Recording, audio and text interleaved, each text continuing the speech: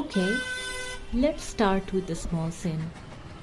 You are standing on a street in Dhaka, not even doing anything special, just watching the city move. And then a rickshaw passes by, and you notice the back of it.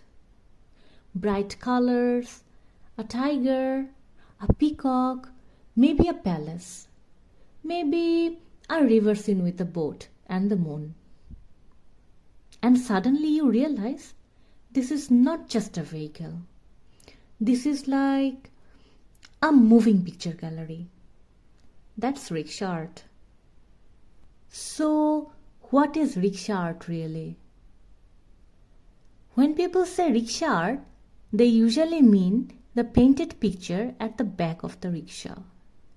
It's a metal sheet, kind of a long panel, usually around 26 by 11 inches.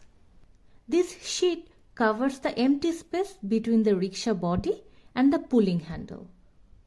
Without it, the back looks plain. With it, the rickshaw becomes alive. But here's the thing. Rickshaw art is not only that back panel. It spreads across different parts of the rickshaw too, like the panboard, the seat, the sideboards, the groundboard, and other sections where you see ornamental designs, flowers, vines, borders, patterns. And the people who paint all of this, those are the rickshaw artists. Most of them don't come from formal art schools. They learn by watching, by assisting seniors, by practicing again and again. It's skill, it's speed, it's imagination mixed together. So, who buys this art?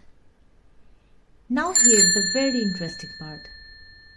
Rickshaw art is folk art, yes. But the buyers are not like usual folk art buyers. Most of the time, the buyers is the rickshaw owner or garage owner, often called the Mahajan. The Mahajan orders the painted panels, buys them and fixes them onto rickshaws to make them look attractive. But the Mahajan doesn't paint it for himself only, because one person buys it but hundreds of people see it. So what happens? The Mahajan chooses designs that people will like. Passengers, pedestrians, kids, everyone. That's why you see popular motifs repeating again and again. One image becomes famous, then everyone wants that image. And it spreads like a visual trend on the streets. How did rickshaws come here? Rickshaws didn't start in Bangladesh. They originally came from Japan. The word rickshaw is linked to the Japanese term jinrikisha, meaning a human-powered vehicle. Over time, cycle rickshaws spread in South Asia and gradually they became part of everyday life here too. In Bangladesh, cycle rickshaws arrived in the early decades of the 20th century, and by the 1940s they were becoming common. At first, rickshaws were just transport, practical, plain, but then by the 1950s, especially in Dhaka, people started making them more beautiful, more colorful, more decorated. And that's when rickshaw art really took form. It wasn't just beautification. It was expression. It was like the city saying, even our daily transport will carry beauty. But people also judged it, right? Yes.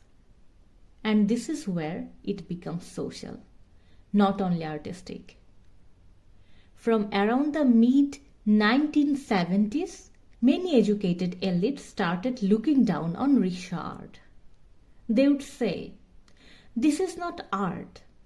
Art is in galleries, in museums. They called rickshaw paintings vulgar, low class, even obscene sometimes. But that's a class attitude. Because rickshaw art was never trying to impress a gallery. Rickshaw art speaks to the street, to the ordinary people. And honestly, that's why it matters so much. Because it shows what ordinary people love, fear, dream, and remember. Let's talk about motifs. What do they paint? Rickshaw art has its own visual vocabulary, and the motifs come from both village life and city life. Because many artists came from rural backgrounds, then worked in urban workshops. So their imagination carries both worlds. You will often see flowers, vines, leaves, such as lotus, shapla, roses, and also imagined flowers that don't belong to one real plant but look beautiful.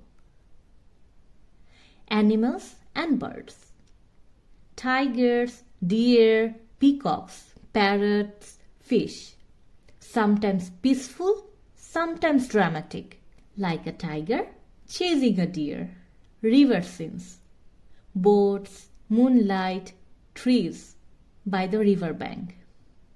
That deep Bangladeshi feeling.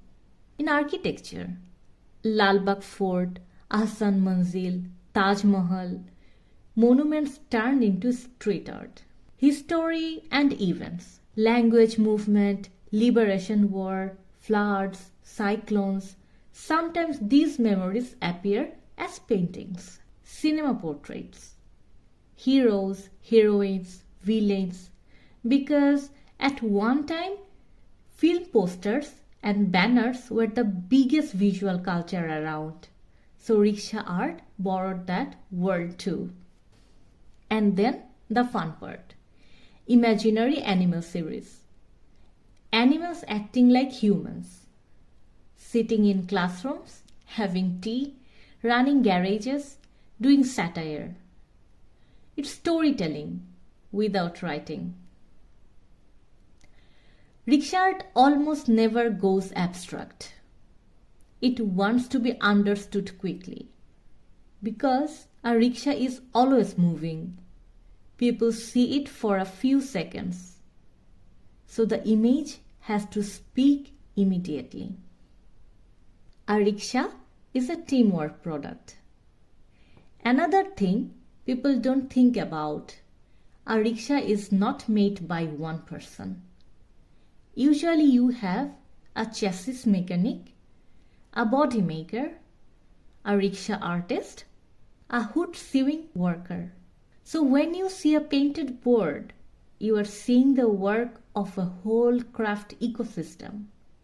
Metal, wood, paint, cloth, everything coming together. And now, the danger. Here's the hard truth. In the 2000s, digital printing started replacing hand-painted boards because digital prints are cheaper and faster. And when the market changes like that, handmade traditions become fragile. So, in many places, hand-painted rickshaw boards started disappearing. But still, rickshaw art survives in memory, in collectors, in exhibitions, and sometimes in the stubborn hands of artists who refuse to let it die.